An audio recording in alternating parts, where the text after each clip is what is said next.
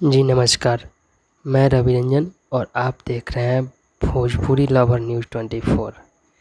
जी हाँ, तो अभी मैं जो बताने जा रहा हूँ इस वीडियो में, वो कुछ यूट्यूबर्स लोगों ने अफवाह फैला के रखे हैं कि खेसारी लाल यादव जी के मैनेजर जो है विवेक सिंह जी, वो खेसारी लाल यादव जी की टीम से हट गए। भाई लोग, मैं बता दूं कि ऐसा कुछ भी नहीं हुआ है। वो सोनू पांडे जी उनके पुराने मैनेजर हैं, विवेक सिंह जी नए मैनेजर हैं, तो वो अदला बदली करते रहते हैं। मतलब कि अदला बदली का मतलब दूसरा कुछ मत समझिए। मेन मैनेजर में अभी सोनू पांडे जी आ गए हैं, साइड वर्क में अभी विवेक सिंह जी हैं।